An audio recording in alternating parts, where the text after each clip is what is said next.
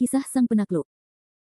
Sebelum lanjut, bagi yang belum subscribe Cafe Novel, silahkan subscribe dan aktifkan lonceng notifikasi supaya tidak ketinggalan update terbaru dari kami. Jangan lupa juga tinggalkan like, komen dan share video ke medsos yang sahabat punya. Oke lanjut. Bab tahun 1346 sampai tahun 1348. Meskipun Qin Haitong adalah pemimpin keluarga Qin dan orang pertama di seluruh timur, lelaki tua itu tidak begitu mengerti tentang latihan dan hal-hal di luar alam, jadi dia menganggapnya biasa saja. Tentu saja, ini juga didasarkan pada ketidaktahuan Qin Haitong terhadap pemuda dalam video tersebut, yang menyebabkan lelaki tua itu masih menggunakan cara berpikir yang lebih unggul ketika berhadapan dengan masalah ini. Namun, Nalan Gongyu berbeda. Dia bukan Qin Haitong. Dia adalah seorang tetua pedang biru. Dia sangat akrab dengan hal-hal di luar alam. Bahkan jika dia tidak begitu mengenal Howard Zhang, dia masih dapat menemukan Howard Zhang sejak awal dengan jaringan pedang biru yang kuat. Menghadapi pertanyaan Qin Haitong, Nalan Gongyu menyipitkan mata dan berkata, kamu mungkin tidak begitu mengenal pemuda dalam video itu. Jika kamu mengenalnya, kamu tidak akan mengatakan apa yang baru saja kamu katakan. Qin Haitong tertegun dan berkata dengan aneh, kenapa, apakah anak ini dari gerbang surga yang tersembunyi? Sebenarnya, menurut pendapat Qin Haitong, di seluruh timur, selain mereka yang berada di Tiandao Yinmen, ada beberapa pedang biru yang tidak dapat diprovokasi, bahkan 10 keluarga emas teratas.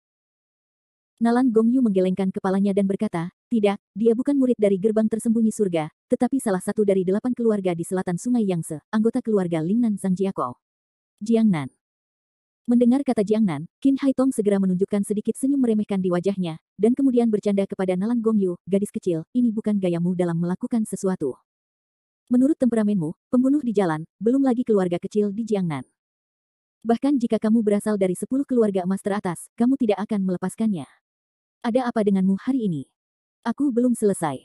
Nalan Gongyu berkata sambil menghela nafas panjang dan berkata, anak laki-laki ini bernama Howard Zhang. Dia bukan hanya anggota keluarga Zhang, salah satu dari 8 keluarga di selatan sungai Yangtze, tetapi juga memiliki hubungan yang baik dengan kota di dekat laut dan langit itu.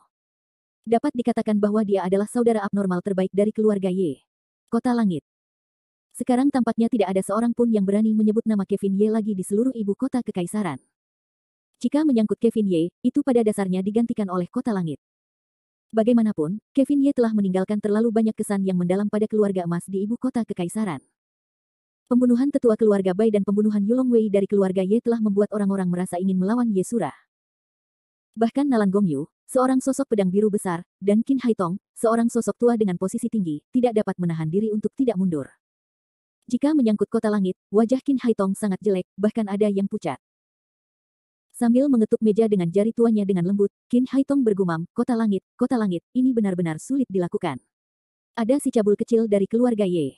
Jika kau ingin memindahkannya, itu benar-benar mustahil. Ibu kota kekaisaran hari ini, selama Kevin Ye disebutkan, itu adalah kata, mundur.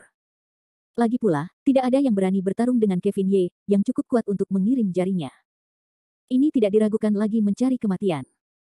Namun, sebagai jurumudi gedung ibu kota kekaisaran dan sosok 9 dan 5 Kaisar Timur, Qin Haitong tidak rela diancam dan ditindas oleh seorang anak selama beberapa kali. Keengganan semacam ini tidak diragukan lagi seperti benih, yang telah berakar dan tumbuh di hati Qin Haitong. Setelah menangis lama, Qin Haitong dengan ragu-ragu menoleh lagi dan menatap Nalan Gongyu, gadis kecil, apakah tidak ada cara bagi Howard Zhang? Tidak. Nalan Gongyu memberikan jawaban yang sangat tegas dan melanjutkan, jika kamu mundur 10.000 langkah, bahkan jika Howard Zhang tidak memiliki perlindungan dari Kota Langit, sangat sulit untuk menggerakkannya. Dari video tersebut, prestasi Howard Zhang tidak terduga, dan tongkat merah di tangannya adalah senjata ajaib yang sangat kuat. Hampir mustahil bagi pedang biru untuk menangkap seorang ahli setingkatnya. Terlebih lagi, semua senjata ajaib yang digunakan oleh pedang biru diberikan oleh Kevin Ye. Jawaban Nalan Gongyu seperti belati, yang menusuk hati kaca Qin Haitong dalam sekejap. Qin Haitong tidak punya pilihan selain tercengang. Akhirnya, dia berkata, apakah itu yang terpenting? Lupakan saja. Atau... Sambil mengatakan itu, Nalan Gongyu tiba-tiba mengubah kata-katanya, atau kamu bisa membiarkan Charlie Qin maju. Bagaimanapun, dia memiliki hubungan yang luar biasa dengan anak laki-laki Ye. Mungkin dia bisa menemukan solusinya. Qin Haitong berkata tanpa daya, sepertinya memang begitu. Sambil berkata demikian, Qin Haitong bersiap menelepon Charlie Qin di selatan sungai Yangtze. Namun, sebelum telepon Qin Haitong diangkat, Nalan Gongyu berkata lagi, oh, ngomong-ngomong, ada hal lain yang ingin kulaporkan padamu. Qin Haitong tiba-tiba sakit kepala dan berkata, ada hal lain. Jelas, Qin Haitong sudah takut. Ia takut Nalan Gongyu akan mencari masalah besar lagi untuknya. Bagaimanapun, bisnis Howard Zhang sangat sulit. Nalan Gongyu berkata sambil tersenyum, jangan terlihat begitu terkejut. Bagaimana mungkin kau mengatakan bahwa kau bukan kepala gedung ibu kota kekaisaran? Qin Haitong tersenyum getir dan mendesah, lupakan saja, lupakan saja. Penghalang yang seharusnya datang tidak dapat dihentikan. Mari kita bicarakan ini. Ada hal lain. Nalan Gongyu berkata sambil tersenyum, masalah ini tidak ada hubungannya dengan timur, tetapi dengan barat. Belum lama ini, dua berita kembali dari paku pedang biru di barat. Apa beritanya? Wajah Qin Haitong tenggelam dan bertanya. Pertama, ada situasi baru di pihak kuil matahari. Hasil pemilihan umum 100 tahun dari beberapa keluarga di pihak kuil matahari telah keluar. Sekarang keluarga Rothschild lah yang telah memenangkan nama putra matahari. Artinya, keluarga Rothschild kuil matahari yang memiliki keputusan akhir. Qin Haitong bertanya. Pada dasarnya, tetapi kali ini putra matahari adalah seorang gadis kecil di keluarga Rothschild, jadi keluarga lain tampaknya tidak yakin dan sekarang mencoba untuk membatalkan hasil ini. Qin Haitong berkata sambil tersenyum, lakukan, lakukan. Semakin ganas, semakin baik. Qin Haitong berkata lagi sambil menatap istana Nalan Yu, apa lagi? Istana Nalan Yu berkata sambil tersenyum, itulah yang terjadi pada kuil kegelapan. Kaisar darah dari klan darah meninggal di Yunan Selatan. Sekarang kuil kegelapan telah berubah. Generasi baru kaisar darah telah lahir. Aku takut, aku takut. Aku takut apa? Qin Haitong mengerutkan kening dan mulai khawatir. Aku takut kaisar darah yang baru tidak akan terlalu stabil. Menurut laporan kami, saat ini, kaisar darah muda sedang mengirim pasukan dan mungkin datang ke timur untuk membalas dendam. Mendengar kata-kata Nalan Gongyu, Qin Haitong berteriak panjang, tetapi menekan otaknya, perang suci. Tampaknya jihad 100 tahun ini tidak dapat dihindari. Sambil mengatakan ini, Qin Haitong bergumam, sepertinya sudah waktunya untuk mengadakan pertemuan keluarga emas lainnya. Bab 1347. Qin Haitong di sini sedang bersiap untuk mengadakan pertemuan keluarga emas lainnya untuk jihad, sementara 10 keluarga emas teratas di sisi lain ibu kota kekaisaran sudah mulai mendidih. Bagaimanapun, kekuatan jaringan sosial timur begitu kuat sehingga orang-orang dari keluarga emas secara alami akan melihat apa yang dapat dilihat oleh Nalan Gongyu dan Qin Haitong. Kebangkitan Howard Zhang terlalu menakjubkan, dan dampak yang kuat pada 10 keluarga Kevin Ye bahkan lebih mengkhawatirkan dan menakutkan. Sekarang ibu kota kekaisaran, rumah Bai Jia. Di tepi kolam di taman belakang keluarga Bai, lelaki tua dari keluarga Bai masih dalam cuaca, dan dia telah memancing selama bertahun-tahun. Pada sore hari, pasukan Bai kembali dari luar dengan tergesa-gesa, berlari sepanjang jalan ke kolam, dan berdiri dengan hormat di samping lelaki tua dari keluarga Bai. Tampaknya dia telah memperhatikan cucunya sejak lama, tetapi lelaki tua dari keluarga Bai hanya terdiam dan melihat air di kolam. Setelah menunggu sekitar 10 menit, pasukan putih menjadi tidak sabar dan berbisik, kakek. Orang tua itu hanya bersenandung pelan, jangan khawatir, jangan panik, ada sesuatu yang harus ditunggu sampai pikiran tenang baru dibicarakan.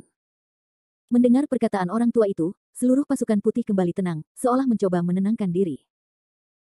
Setelah sekitar 10 menit, orang tua dari keluarga putih itu perlahan meletakkan pekerjaannya, lalu menatap pasukan putih dan berkata, ayolah, apa yang membuatmu begitu panik? Bai Jun melihat bahwa orang tua itu akhirnya membuka mulutnya untuk bertanya, dan dia mengeluarkan ponselnya. Kakek, lihat ini. Orang tua dari keluarga putih itu penasaran, jadi dia mengambil ponsel pasukan putih. Saat itu, sebuah video sedang diputar di ponsel pasukan putih. Bahkan tuan dari keluarga putih merasa terkejut dengan efek suara yang mengerikan itu. Prajurit. Membunuh orang di jalan. Sungguh prajurit yang hebat. Melihat video ini, Tuan Bai langsung berseru beberapa patah kata, lalu menoleh ke arah pasukan Bai dan berkata, dari mana video ini berasal? Bai Jun berkata dengan tergesa-gesa, kembali ke orang tua, video ini diunduh dari internet, dan sekarang videonya telah tersebar di seluruh internet. Orang tua dari keluarga Bai itu mengerutkan kening dan melihat video itu lagi. Sungguh kekuatan yang dahsyat. Tangannya seperti senjata ajaib. Definisi keluarga emas lebih penting daripada orang biasa. Bagaimanapun, senjata ajaib yang tidak tertulis adalah harta yang dapat menampung rumah di keluarga emas, belum lagi senjata ajaib tingkat tinggi dalam video. Adalah normal bagi lelaki tua dari keluarga kulit putih untuk memperhatikan ini. Dengan ganas mematikan video, Tuan kulit putih dengan cepat melihat kembali ke pasukan kulit putih dan berkata, periksa, siapa remaja dalam video ini, di mana sekarang? Kembali ke lelaki tua, saya telah memeriksa semua ini. Anak laki-laki dalam video itu bernama Howard Zhang, di Linhai, Kota Langit. Kota Langit. Apakah itu Kota Langit lagi? Mendengar kata-kata Kota Langit, wajah lelaki tua dari keluarga kulit putih itu langsung seburuk es. Ah, ada Kevin Ye di Kota Langit, yang sudah membuat sakit kepala. Saya tidak berharap untuk melihat seorang jenius yang begitu cemerlang lagi. Ya, menurut berita, Howard Zhang adalah saudara laki-laki terbaik Kevin Ye. Pengalamannya pada dasarnya sama dengan Kevin Ye. Dia dulunya adalah murid biasa sampai dia menyadari bahwa dia telah berubah. Namun, dalam 1 tahun, dia telah menjadi begitu kuat dari orang biasa. Aku bahkan menduga bahwa kemampuannya diajarkan oleh Kevin Ye. Kalau begitu, itu akan mengerikan. Ya. Orang tua dari keluarga kulit putih itu mengangguk dan setuju dengan kata-kata tentara putih, butuh waktu 1 tahun untuk menciptakan ahli seperti itu. Anak laki-laki dari keluarga Ye benar-benar tidak normal. Jika dia dibiarkan membuat keributan seperti itu, aku takut kota langit di masa depan, aku takut. Meskipun mereka tidak pernah dibunuh oleh keluarga itu, mereka tidak pernah takut dengan kematian 3 tetua keluarga itu. Selain itu, sebagai keluarga gerbang lama di timur, 10 keluarga emas teratas juga takut dengan kekuatan baru yang sedang naik daun ini. Bagaimanapun, kekuatan Kevin Ye tidak lagi berada dalam kendali mereka. Mereka takut suatu hari Kevin Ye tiba-tiba akan membuat bencana dan menggulingkan kekuasaan dan hak istimewa 10 keluarga di timur. Ini adalah sesuatu yang tidak dapat mereka terima. Setelah hening sejenak, Bai Jun tiba-tiba berkata lagi, "Kakek, sebenarnya, melalui video ini, aku juga menemukan hal yang menarik." Apa? Orang tua dari keluarga Bai tercengang dan kemudian bereaksi. Di sanalah video ini diambil. Aku memeriksanya. Video ini direkam di gedung sarjana nomor 1 di dekat laut, yang tampaknya merupakan milik keluarga Ouyang. Keluarga Ouyang. Ya, aku memiliki beberapa keraguan sekarang bahwa hubungan antara keluarga Ouyang dan kota langit mungkin luar biasa. Mendengar kata-kata pasukan Bai, dia sudah bisa merasakan lelaki tua yang ketakutan dari keluarga kulit putih itu berdiri dengan ganas, ekspresinya sangat bingung dan belum pernah terjadi sebelumnya. Begitu apa yang dikatakan Bai Jun benar, itu berarti tangan Kevin Ye telah mencapai ibu kota kekaisaran dan mulai memengaruhi 10 keluarga emas di ibu kota kekaisaran. Ini adalah sesuatu yang tidak dapat dibiarkan oleh lelaki tua dari keluarga Bai. Kakek. Melihat lelaki tua dari keluarga Bai yang tiba-tiba berdiri, Bai Jun dengan cepat memanggil dengan lembut, seolah-olah hatinya bergetar. Namun, lelaki tua dari keluarga Bai menunjukkan ekspresi muram di wajahnya dan berkata, "Junzi, kamu pergi berkunjung. Silakan undang para pemimpin keluarga Lin, Liu, dan Ouyang untuk datang ke rumah besar dan bicarakan dengan mereka tentang sesuatu yang harus didiskusikan lelaki tua itu dengan mereka." Ya. Atas kata-kata lelaki tua itu, Bai Jun tidak berani mengabaikan, dan segera berangkat untuk keluar. Melihat bagian belakang kepergian Bai Jun, lelaki tua dari keluarga Bai tidak berdaya dan berkata dengan senyum pahit, "Membesarkan warisan harimau, aku tidak menyangka bahwa membesarkan harimau pada akhirnya akan menjadi warisan. Kevin Ye, kota langit, apa yang harus kita lakukan?" Sementara lelaki tua dari keluarga Bai memeras otaknya dan tidak dapat memikirkan tindakan balasan apapun untuk menghadapi Kevin Ye, keluarga Ye, ibu kota kaisar, juga membawa ponsel dan menonton video itu dengan penuh minat. Namun, lelaki paruh baya ini bukanlah orang asing, dia adalah lauzi murahan Kevin Ye, Marcus Ye. Saat ini, Marcus Ye sangat nyaman. Melihat Howard Zhang dalam video itu, dia menunjukkan matanya yang puas tanpa rasa sakit, dan berkata dengan senyum lembut, "Semua orang mengatakan bahwa kayu terlihat di hutan, dan angin akan menghancurkannya, dan orang mesum kecil itu adalah pengecualian." Setelah itu, Marcus Ye meletakkan ponselnya dan melihat angin sepoi-sepoi yang tiba-tiba bertiup di sekelilingnya. Dia berkata, "Anginnya kencang. Sepertinya kaisar akan berangin lagi. Menarik, menarik." Bab 1348. Ibu kota kekaisaran hari ini menjadi tidak terduga lagi karena video Howard Zhang di Linhai. Sebenarnya, lelucon Marcus Ye tidak benar. Bukannya ibu kota kekaisaran tertiup angin lagi, tetapi angin di ibu kota kekaisaran tidak pernah berhenti. Ibu kota kekaisaran, pusat hak-hak seluruh timur, memiliki keputusan akhir dalam keluarga kekaisaran, yang telah terbentuk selama beberapa dekade atau bahkan ratusan tahun, sampai seseorang bernama Kevin Ye muncul untuk merusak keseimbangan. Ibu kota kekaisaran hari ini, meskipun keluarga Qin masih dikenal sebagai keluarga No. 1 dalam keluarga emas, semua orang tahu bahwa situasi ini tidak bertahan lama, dan kebangkitan dan pelepasan keluarga Ye telah lama diharapkan oleh semua orang. Sejak pertemuan 10 keluarga emas di Aula Taihai beberapa bulan yang lalu, meskipun tampaknya ibu kota kekaisaran telah tenang untuk jangka waktu tertentu, ketenangan itu hanya di permukaan, tetapi ibu kota kekaisaran yang sebenarnya masih terpendam. Demi menjaga keseimbangan ibu kota kekaisaran, dan demi mempertahankan hak dan status mereka di ibu kota kekaisaran, keluarga Bai, keluarga Liu, dan keluarga Lin telah melakukan banyak hal secara diam-diam. Bahkan salah satu dari 10 keluarga emas teratas, keluarga Helian yang kurang dikenal, terus-menerus memanipulasi situasi, berharap dapat bertahan dalam putaran dampak ini. Bagi 10 keluarga emas di ibu kota, variabel terbesar saat ini bukanlah yang lain, melainkan Kevin Ye, yang berada jauh dari laut. Oleh karena itu, setiap gerakan Kevin Ye tampaknya diperhatikan oleh 10 keluarga ini, bahkan keluarga Ye pun tidak terkecuali. Sekarang video Howard Zhang telah menjadi badai yang tak berkesudahan di internet, dan sekali lagi menjadi sumbu penggorengan ibu kota kekaisaran. Bagaimanapun, seorang Kevin Ye telah begitu kuat. Sekarang, dengan seorang Howard Zhang, itu sama sekali tidak dapat diterima oleh keluarga-keluarga besar ini. Tentu saja, yang mereka takuti bukan hanya Howard Zhang, tetapi juga metode dan kecepatan Kevin Ye dalam membuat orang-orang kuat. Namun, dalam 1 atau 2 tahun, Kevin Ye akan mampu mengubah orang biasa menjadi seorang ahli kelas 1 yang super. Cara mengerikan macam apa ini? Begitu cara seperti itu digunakan secara luas dan diproduksi secara massal, saya khawatir di masa depan, semua orang di timur hanya akan tahu bahwa ada kota langit, bukan keluarga emas. Inilah yang mengguncang situasi mendasar. Malam, mulai turun di tanah ibu kota kekaisaran sedikit demi sedikit.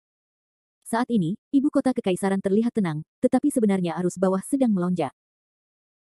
Di taman keluarga Ye, ibu kota kaisar, 2 tokoh terpenting dan kunci keluarga Ye sedang duduk bersama. Kedua orang ini tidak lain adalah Tommy Ye, penguasa nominal keluarga Ye, ibu kota kaisar, yang lainnya adalah Marcus Ye, eksistensi paling luar biasa dari keluarga Ye. Paman dan keponakan memiliki hubungan yang baik, jadi tidak aneh untuk minum dan mengobrol bersama. Duduk di tangan awal Marcus Ye, Tommy Ye menghela nafas, lalu mengangkat matanya dan menatap ekspresi pamannya. Dia ragu-ragu sejenak dan kemudian berkata, "Paman, apakah kamu melihat video gila di internet hari ini?" Marcus Ye berkata sambil tersenyum tipis, "Lihat, anak laki-laki bernama Howard Zhang itu baik, sangat baik. Namun, aku khawatir cepat atau lambat dia akan melampauiku di masa depan jika kita memiliki prestasi seperti itu dalam 1 atau 2 tahun." Awalnya, Tommy Ye ingin menyatakan hubungan yang kuat dengan Marcus Ye. Yang mengejutkannya, Marcus Ye tidak menyadarinya, dan bahkan memberikan penilaian yang begitu tinggi terhadap Howard Zhang. Atas pernyataan Marcus Ye, Tommy Ye hanya menghela napas panjang, menggelengkan kepalanya dan berkata, "Paman, aku tidak menyangka hatimu cukup lebar. Apakah kamu tidak khawatir sama sekali?" "Khawatir? Tidak ada yang perlu dikhawatirkan." Marcus Ye memegang segelas anggur, menyesapnya, dan bertanya kembali sambil tersenyum. "Ah." Tommy Ye sekali lagi berteriak panjang, "Maaf, saudara, meskipun kamu pandai berkultivasi, itu bukan hal yang baik untuk dipublikasikan. Jika kamu memiliki kesempatan, lebih baik kamu memberinya kata-kata dan membuatnya lebih terkendali. Lagi pula, di dunia ini, menyembunyikan senjata itu mudah, tetapi melindungi anak panah rahasia itu sulit." Setelah berkata demikian, raut wajah Tommy Ye sedikit berubah, lalu melanjutkan, "Dan kudengar keluarga Bai, keluarga Lin, dan keluarga Liu sudah mulai bergerak lagi. Sangat mungkin mereka akan memulai lagi dengan saudara yang menyesal itu." Bagi Ye Mengming, apakah itu hanya sebuah pengingat? Itu hanya sekelompok jam malam, tidak perlu takut. Di sisi lain, Marcus Ye menyapu matanya ke Tommy Ye, dan berkata dengan senyum buruk, "Tianming, kamu telah membuat kemajuan besar. Sudah berapa lama kamu bertanggung jawab atas keluarga Ye? Sudah berapa lama kamu mempelajari taktik-taktik ini? Tampaknya kamu telah melakukan banyak pekerjaan rumah sebelum menghadapi ejekan Marcus Ye," dan Tommy Ye berwajah merah. Namun, setelah berteriak panjang, Tommy Ye dengan masam berkata, "Jangan sembunyikan paman ketiga, ini bukan cara untuk melakukan sesuatu, bagaimanapun juga, dalam posisinya untuk mencari barang-barangnya. Orang baik berada di posisinya dan merencanakan bisnisnya. Dengan kamu sebagai tuan keluarga Ye, tampaknya keluarga Ye akan segera makmur." Sambil berkata Marcus Ye bercanda dengan Tommy Ye lagi. Tommy Ye melambaikan tangannya dan berkata, "Lupakan saja, paman, jangan bicara tentang aku. Mari kita bicarakan tentang maaf, kakak. Aku khawatir tentang..." Sebelum Tommy Ye selesai berbicara, Marcus Ye tersenyum meremehkan dan berkata, "Tianming, sejujurnya, aku tidak perlu khawatir tentang anak itu, tetapi sekarang aku khawatir tentangmu." "Aku..." Tommy Ye tidak begitu mengerti maksud Marcus Ye, dan wajahnya tampak bingung. Marcus Ye berkata dengan senyum tidak hormat, "Tentu saja, kamu sekarang berusia lebih dari 30 tahun, dan kamu adalah cucu tertua dari keluarga Ye. Sudah waktunya untuk mempertimbangkan kejadian-kejadian seumur hidupmu. Ini yang disebut bakti kepada orang tua, tidak ada anak laki-laki yang paling besar, keluarga Ye hari ini masih menunggumu untuk membuka cabang dan menyebarkan daun." Mendengar Marcus Ye begitu lucu, Tommy Ye tiba-tiba tersipu, seperti anak laki-laki dewasa. "Paman, aku belum memikirkannya. Maafkan aku. Hal semacam ini harus dipertimbangkan." Marcus Ye sekali lagi menuangkan secangkir anggur dari dalam dirinya dan berkata, "Mengapa kamu tidak memberi tahu paman ketiga, siapa gadis yang kamu sukai di ibu kota kekaisaran sebesar ini? Tidak peduli siapapun itu, paman ketiga bisa pergi keluar untuk mencarikan jodoh untukmu, bagaimana? Sini, paman, aku." Wajah Tommy Ye tiba-tiba menjadi ragu-ragu. Tampaknya dia malu. Jelas, dilihat dari ekspresi Tommy Ye, kepala keluarga Ye yang masih muda seharusnya sudah memiliki kekasih. Dan Markus Ye, sebagai pria di masa lalu, tentu saja dapat melihatnya. Melihat ekspresi Tommy Ye, Markus Ye tidak dapat menahan tawa dan berkata, hahaha, oke, lihatlah penampilan anak mudamu yang memiliki hati yang bersemi, tampaknya keluarga Ye kita akan memiliki acara yang sangat membahagiakan lagi. Kemarilah, beritahu paman ketiga, gadis siapa yang kamu sukai? Markus Ye terpaksa bertanya, wajah Tommy Ye memerah, dan akhirnya menundukkan kepalanya. Tommy Ye mengucapkan sebuah nama, Bai Jia, Bai Zijun. Mendengar nama ini, Markus Ye langsung merasa sakit kepala dan berkata, gadis dari keluarga Bai, agak sulit melakukannya.